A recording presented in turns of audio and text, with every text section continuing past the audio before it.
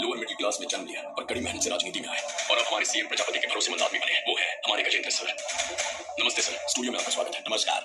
आप सभी को मेरा नमस्कार। आप सभी की भलाई हमारी पार्टी का मोटो है। सर, आपको लगता है पिछले बजट में आपने हर सेक्शन के साथ इंसाफ किया है? हम सब क्षेत्रों में इक्वल जस्टिस करते आ रहे हैं, इसीलिए इस राज्य के लोगों ने हमें 2 बार जिताया है। अगले 10 साल तक हम पावर में रहेंगे, इसमें किसी तरह का कोई शक नहीं है। आप फाउंडेशन के फाउंडर गुरुजी के बारे में हमसे कुछ कहना चाहेंगे?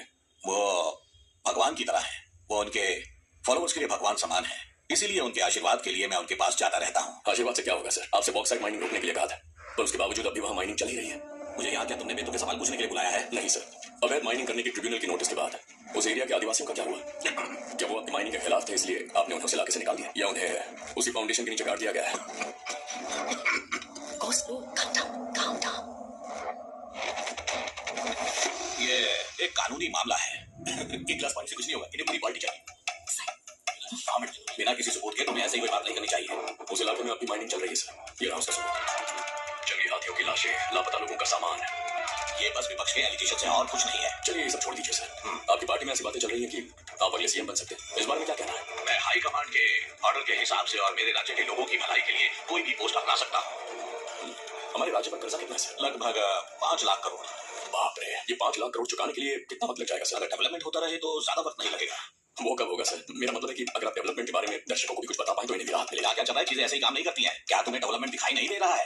मैंने एक छोटा सा कैलकुलेशन किया है सर, आपसे पूछ सकता हूँ? आप पूछो। सर, हम पर 5 लाख करोड़ का कर्जा है। अगर हम इसे पूरी आबादी में बांट देते हैं तो एक आदमी को 1,33,000 देने पड़ेंगे। एक परिवार में 2 लोग हैं तो 2,66,000 देने होंगे, यानी एक परिवार के तकरीबन होंगे 5 लाख रुपए।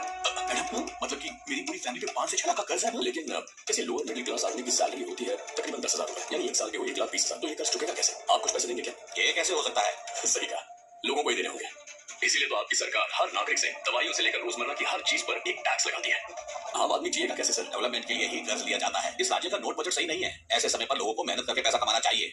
तो उन्हें आपकी तरह मेहनत करनी क्यों नहीं? चाहिए। मैंने नारियल, संतरे बेचे हैं, कितने सारे व्यापार किए हैं। बिना मेहनत किए कोई भी यहाँ तक नहीं पहुंच जाता है। पर आपके साथ व्यापार करने वाले अभी भी उसी हालत में हैं सर, तो फिर आप इतने अमीर कैसे बन गए? यकीनन आपने लाखों नारियल बेचे होंगे। आपने जो नारियल बेचे उनमें स्पेशल क्या था सर? तुम टोट मार रहे हो। किसी की कमाई संसाधनों को इस्तेमाल करते हो ताकत पर निर्भर करती है, हमें नहीं पता है ये। तो आप कह रहे हैं मिनिस्टर बनने के बाद संसाधनों का इस्तेमाल करके आप अमीर बन गए? क्या मैंने ये कहा? हाँ, ये कहा मैंने। सर, मैं जानता हूं कि जब आप पहली बार एमएलए बने थे तब आपने खुद ये डिक्लेयर किया कि आपकी टोटल संपत्ति 40 लाख है, पर पिछले साल आपने 400 करोड़ का इनकम टैक्स भरा है और ये ऑफिशियल है। अगर आपके पूरे परिवार का हिसाब जोड़े तो ये बनता है 4,000 करोड़ रुपए। तिरुपति मंदिर में मिलने वाले सारे डोनेशन एक तरफ और आपका डोनेशन एक तरफ। इतने पैसे आप कमाते कैसे हैं? ये तुम क्या बकवास बातें कर रहे हो? जितने लोगों को जानता हूँ कि कमाई का जिम्मेदार मैं हूँ क्या? ये तो मेरी समझ के बाहर है। ये आपका ड्राइवर है, तो इसके नाम पे 100 करोड़ की जमीन है, तो इसे ड्राइवर की नौकरी करने की क्या जरूरत है? ये है आपकी कुक।